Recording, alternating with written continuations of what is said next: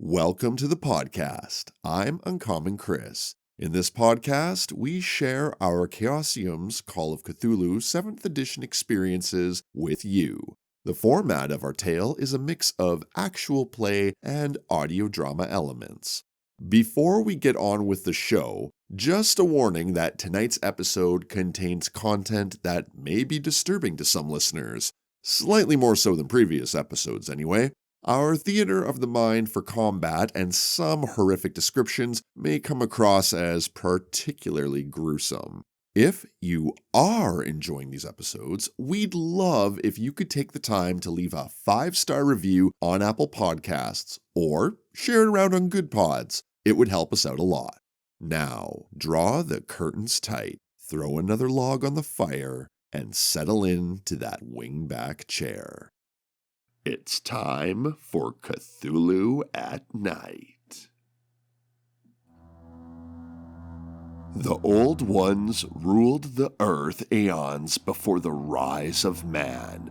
Traces of their cyclopean cities can still be found on remote islands buried amid the shifting desert sands and in the frozen wastes of the polar extremes. Originally, they came to this world from the stars.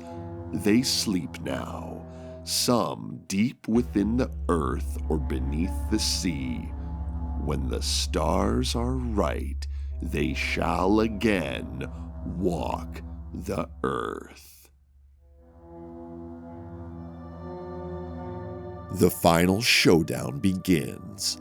Our investigator's sanity is tested as all manner of horror rains down upon them. Our keeper this evening is Brad. Investigator Jerome Ackland is played by Greg, Investigator Chad Pennington is played by Brennan, and Investigator Rex Rogers is played by yours truly. Edge of Darkness, Part 5. All right, where we last left off was you guys were setting up for the ritual and you guys were just preparing. It was just about to hit midnight for what you guys are doing for the ritual. Rex, I have you listed down as the Watcher, so you're going to be sort of keeping an eye on this. Chad, you're going to be the second chanter, and then utilizing the dust, I think, by the fireplace. And then I think Jerome was the main chanter for this ritual. So this ritual is going to be utilizing magic points. So you guys all have a certain amount of magic points associated to you. For this ritual to be completed, you need to use a total of 8 magic points. 2 magic points are expended for 30 minutes of continuous chanting. Okay, so just for the start of this, so do I have that correct in your guys' positions and how you want to do this? Yeah. Rex, where are you going to situate yourself in this room? Remember we did all that barricading? What's actually barricaded? Because strategically that is helpful. I think I wanted to focus on the front door. So you've basically been able to do some minor boarding up with the time frame that you had, which was 20 minutes before midnight. So you have maybe 2 boards across each window and a board across each door. Minimal barricades. That's all the time you had. So your back is going to be facing the back door. Yeah, does the door open in or window, out? Yeah. Let's say it opens out. Actually, back door opens in. Okay, so I'm going to block it with the chair or whatever and the table maybe. Okay, so you're going to sit in that chair and look diagonally across the whole house to the other door. I think that's probably the best place to cover all entrances for the most part. Of course, if anything goes weird at the actual ritual circle, I'm going to need someone to let me know. Right. That's where maybe I will come in because I will be stoking the fire. Is that right?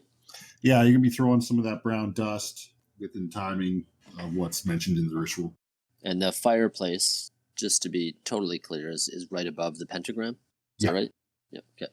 I got it. So I'll be up there. Where would a good place for Jerome be then? Do I stay in the middle near the pentagram where Rex can see me, but I'm away from the windows? Or do I stand with my back against the wall on the left of the pentagram between those 2 windows? I can see everything in the room. Puts 2 of us really close in one corner. I slide the chair over by the door and I take my position. Is the stage set, Brad? You guys are ready. I was born ready. It's eerily quiet in the house. You aren't hearing anything above you or anything else. You each have a sheet something to recite from, and all three of you are going to be chanting right away. And then it strikes midnight, and you guys start the ritual. So as you guys start chanting, over the course of the first 20 minutes, nothing is really happening. And then, all of a sudden, as you're tossing sort of this brown powder into the fire there, Chad, the fire gets like blazing bright after this one toss, which is abnormal from what you've been doing for the first 20 minutes. And all three of you hear this awful howling, interspersed with grunts and foul curses spoken in a harsh, guttural voice from above.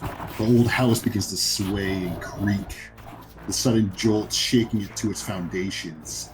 Small objects start to fall from the shelves and roll across the floor. I need all three of you to make a sanity check. Fail! Pass. Good job, Professor. Okay. Keep your shit together. It's a fail. All right, so each of you need to roll 1d3, and you lose that much sanity. Putting it in our own hands, eh? 3. 3 points! Man, this ain't going well for old Rex. Whoa. All right, both of you freeze, and you just stand there kind of frozen in shock from the howling of this creature, but you're still able to continue chanting. So as the noises continue for a little while, you guys, all three of you, start to smell like this horrible stench that starts creeping down from the attic. As you guys sort of glance up, as you hear this creaking and like cracking of like wood boards, you see this like thick green goo start oozing between the floorboards. And I need each of you to make a luck roll. 55. Whew. Fail. Fortunately, I'm lucky. Oh no. And Ooh, success. Just under 43 on it. so yeah, as this like thick green ooze sort of drips, Chad, you're able to step out of the way. Same with you, Rex. And then Jerome, you're going to be suffering damage from this ooze landing on your shoulder and burning through you like acid. So you take 2 damage. It burns through your petticoat on your shoulder, kind of singes your skin, and unfortunately it abruptly stops you from chanting as you have to like try and wipe this goo off as quickly as possible. Chad and I had recovered, right? So we carry the song on while he takes his damage? Yeah, okay. Yeah, so that just interrupted Jerome's chant. So he wouldn't get the 2 magic point marker for 30 minutes. So after a while, and this is going on, and you guys are watching this kind of slime like creep along the roof and that kind of stuff. 30 minutes passes, which 2 of you were successfully able to keep the chanting going. So how's that going to work? So you need 2 people, you need 2 more consecutive chants for 30 minutes. Yeah, so as you guys are doing this, everything sort of starts to go quiet in the house. I'm going to get Jerome and Rex. Yeah, actually all 3 of you can make a listen check. Oh, there it is. Fail. I got what's the second number? A hard success? Yeah. Failure for me as well. Jerome, as you're sitting there chanting, you can hear like this faint cry for help. It's like, help! It's like a woman's voice that you hear. I just continue chanting. Gonna alert anyone about it? It's not coming from the attic, it's coming from outside. What is it? Does that interrupt my chanting? Yeah, it would. Yes, it would. The If trickery. if you're wondering if you want to stop your chanting or not to alert one of the others about this, they don't seem to be paying attention to it, but you do hear this faint cry for help from the outside. Oh my god. No, I'm gonna assume that the demon is the djinn is playing with my mind and not say anything at this time. Okay, no worries. You guys continue chanting for a few more minutes. Now, Rex, you hear this cry for help outside the back window from where you are. Everyone can hear it now. It's a woman's voice crying out for help. Rex is going to, using the steely nerves of war, he's going to disregard it because the only woman outside he knows of is dead. I'll kind of, half turn so I can be ready to act. I'm not going to investigate. I'm going to keep chanting. I've seen that dead body, so that's the only thing that makes sense. Okay. And I'm just gonna kind of make eye contact with Chad and kind of just shake my head while continuing to chant. Yeah, an appropriate response. All right.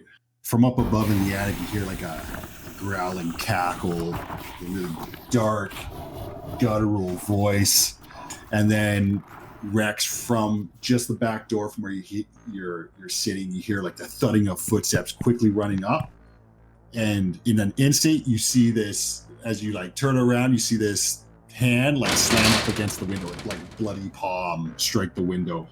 I have my hand on my pistol. So as this comes into sight, you can sort of tell who this is. Maggie McFurter, the one you did find in the field, face is streaked with blood, reanimated. And in seeing this, you have to make another sanity test. So, Son of a... it was a fail? Okay. All right. So that was a total of 6 sanity points lost. So if you lose 5 or more sanity points as a result of one sanity roll, it's called temporary insanity. Now I have to ask you for an intelligence roll. Okay? Right. Success! You were successful? 32. Yes. Oh, okay, so you rolled below your intelligence, right?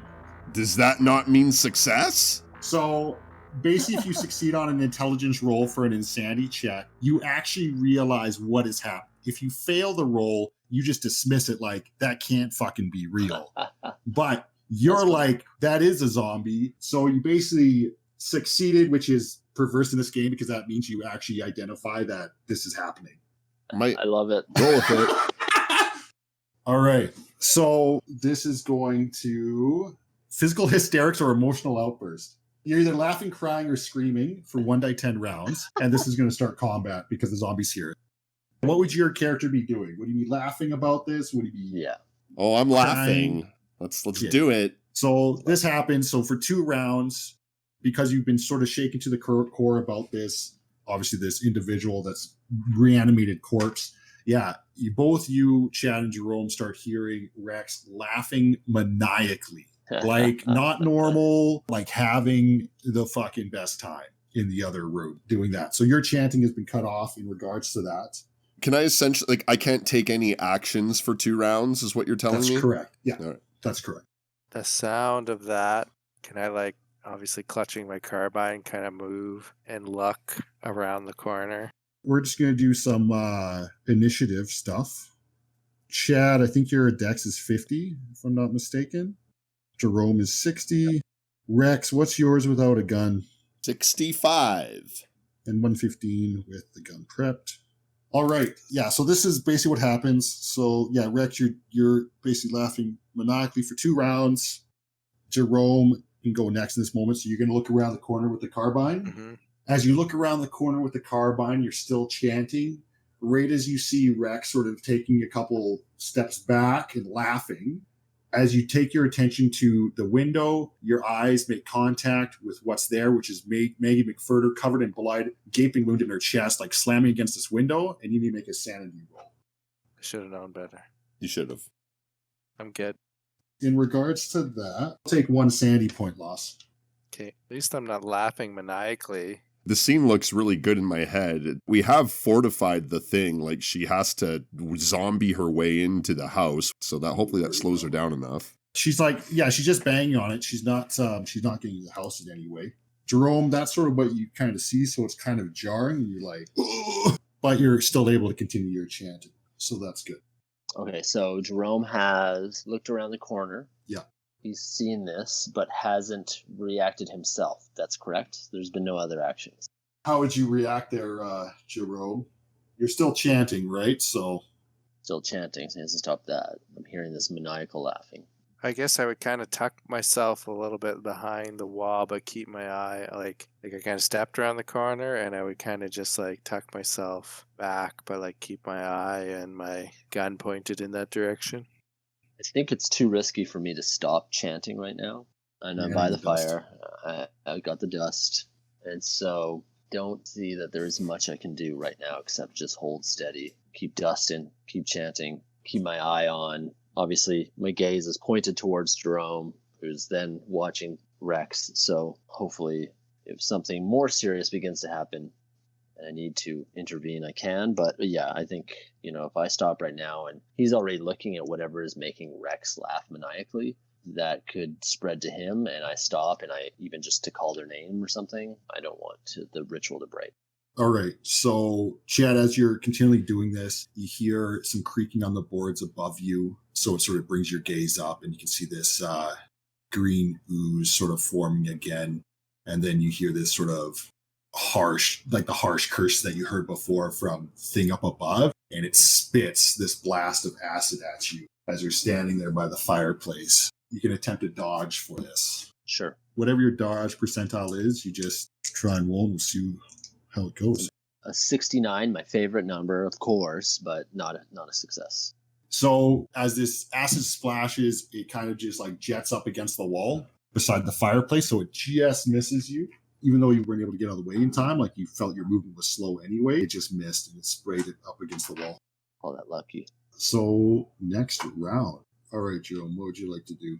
There's been no change to the zombie at all. She's just banging up against the glass. Like the glass is already broken to the window and the boards are keeping her at bay kind of deal. Okay, yeah, no, I think, stand fast, keep chanting. Chad, yourself?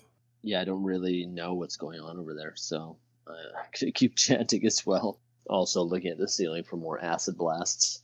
All right. Jerome, as you're watching Maggie, you see blood just drooling from her face. She stops banging against the window and she looks just up above the window and starts like climbing, like puts her foot on like the windowsill and starts climbing, and she's like scratching at something above the window. As you're sitting there kind of watching that, you're going to hear this burbling, hissing noise, and you're going to see acid forming, and it's going to shoot a line of acid at you as you're standing there. From where, sorry? The ceiling, the attic. Oh, okay. I will attempt to dodge out of the way. So just roll a dodge. That is my dex is 60, so that's 30. So hard success? Just a regular success, because my hard success is 15. Okay. So unfortunately, this acid shot quite quickly as you were watching the window, and this will strike you. Oh my god. For 2 damage. So once again, this burning acid like hits you in the shoulder. I'm going to get you to make sort of a will check. And so that's going to see if you're going to still keep this chanting. You kind of notice this one. 65. What am I comparing that to? It's your power. 75. So you're successful at keeping it. You still take 2 damage. So once again, your petticoat, it burns through. And it's painful as all hell, but you're able to keep your chanting up. Whew. And now, new round. And Rex, you're done laughing. That wasn't funny at all. So zombie Maggie is scratching above the window? Yeah, so she's standing up on the windowsill now. She's not going through the board, but she's scratching just above the window. So she's like trying to pull something off just above the window, it looks like. So you can see like her legs and like her lower half of her body. I see. She might be trying to scratch off the symbols above every entranceway. Well, that's exciting. I think I'm just going to have to shoot her. Let's go with that. Mind you, nope, too unnatural shooting her. Let's do it. Okay. This will be basically point blank for you. Yes. That's a success for hit 40 on a 60, so it's not like hard success. It's just a success. So yeah, so you hit, right? So now you can roll some damage, which is probably going to be horrible. 6. You walk up, put your gun like close up to the window, and you unload a bullet into zombie Maggie McFurder's knee. Is that what you said? If I can, yeah. Oh yeah, you do. Basically, you blow her leg straight off, blood and guts, and you see this Maggie McFurder kind of like crumple from the window where she was standing, like lose balance and fall to the ground. Yeah, so that's what you do. Not today, Daisy! And now we are to Jerome. Well, if Rex is on the zombie, I'm going to turn kind of back into my original spot and kind of like look at Chadwick again and keep chanting. Okay, now we'll go to Chad. So Chad, his gunshot. I'll just be looking wide-eyed at Jerome. We're just looking at each other as if to gesture that something is okay. Anything is okay, yes.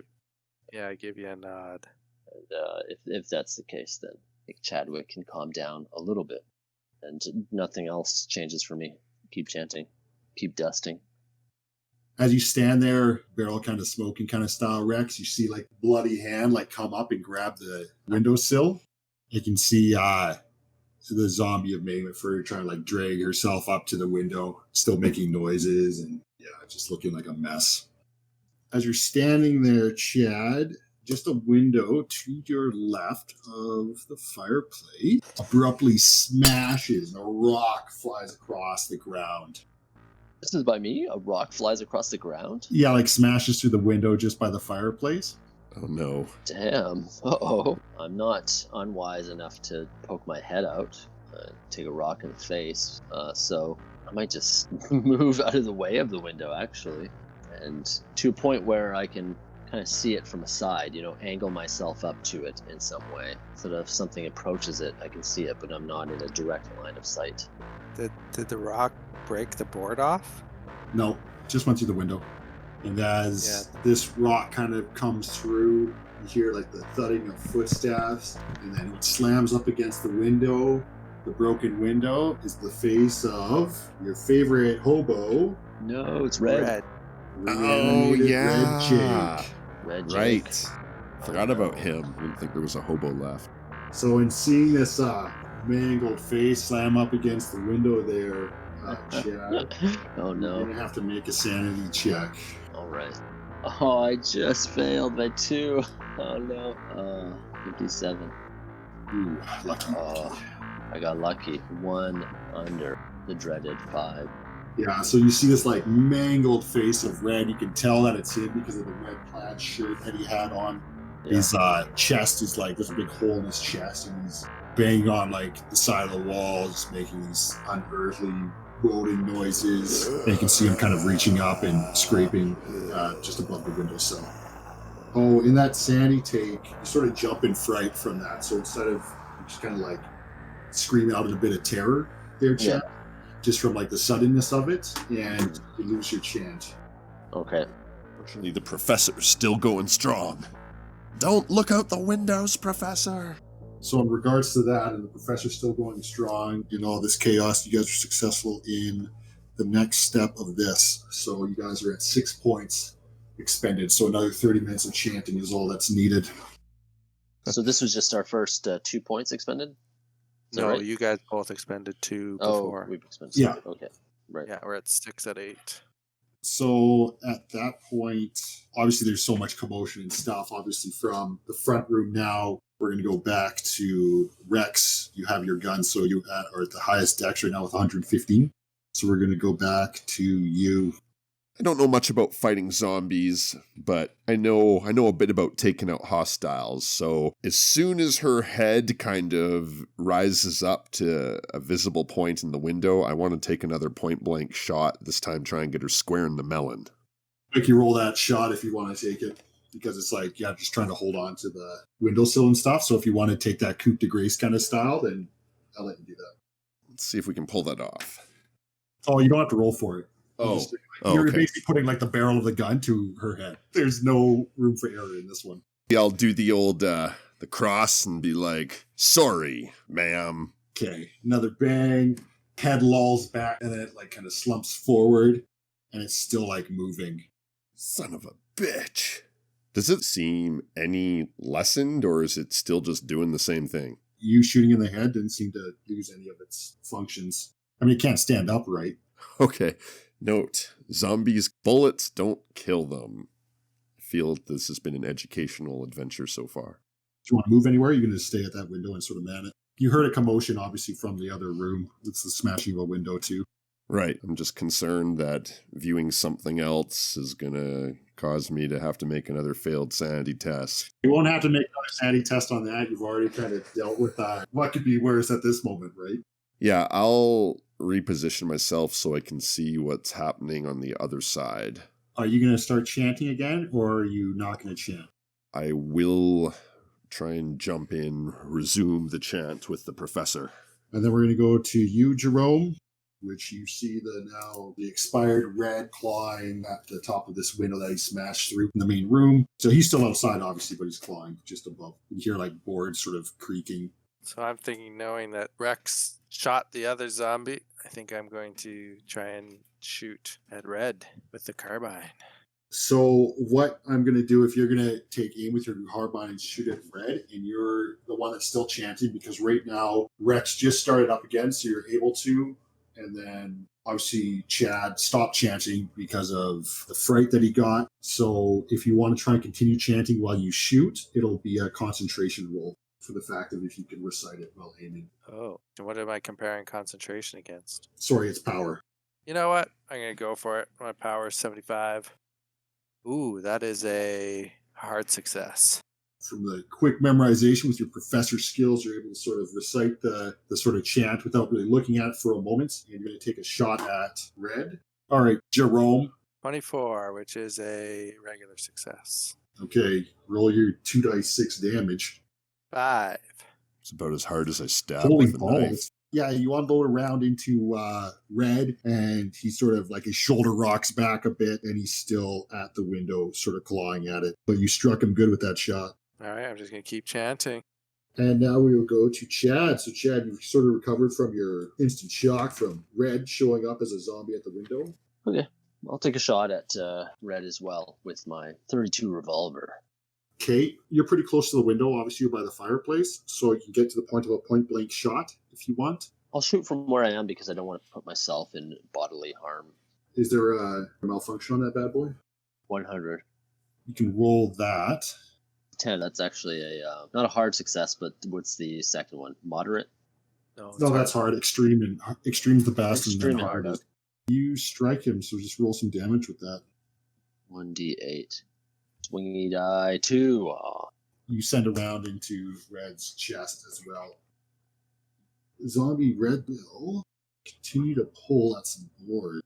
So you guys hear like a creaking and snapping noise, and you see like the zombie sort of like Red stumble back with a board in hand, and he like drops to the ground, and he shuffles up again to the window and starts pulling on another board. The next thing that happens, Rex, and this is for you, above you, because where are you standing in the room right now? Kind of in the middle. Okay, you hear some more sort of cursing and movement up above in the attic, and then you see the trapdoor to the attic like swing open. Oh no. And then you see this thing thud down onto the ground, and it looks like the body of a raccoon. I knew it! The fucking raccoon was going to show up. Special delivery. And it looks like just like a destroyed, mangled like carcass of a raccoon.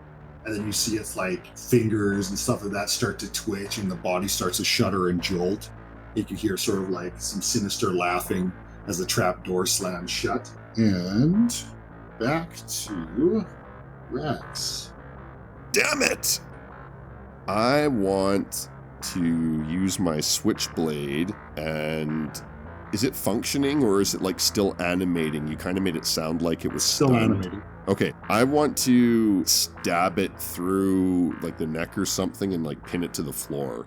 So you like take out your switchblade, you like ram your knife straight down into the floorboards, and you just step back from this thing, and it's sort of like writhing in place, stuck there in the ground. I already had dinner. Jerome. So Red's trying to claw another board off the roof? Yeah. Or is he doing So the boards cool. in the window? Took a board off above the window.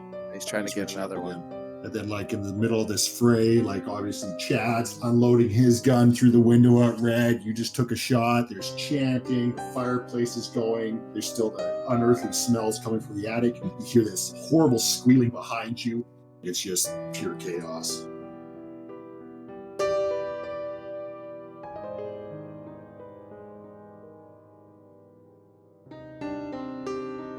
You have been listening to Cthulhu at Night.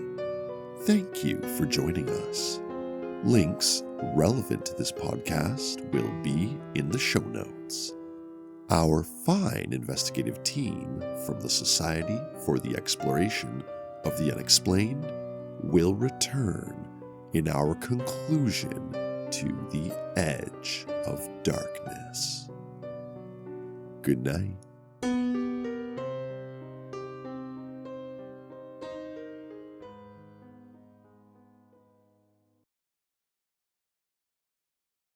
Whoo! Land of Njord Milk Stout. Man, that thing has a kick. Jesus. It's only 4.8%, but They used homogenized milk. Damn. All right.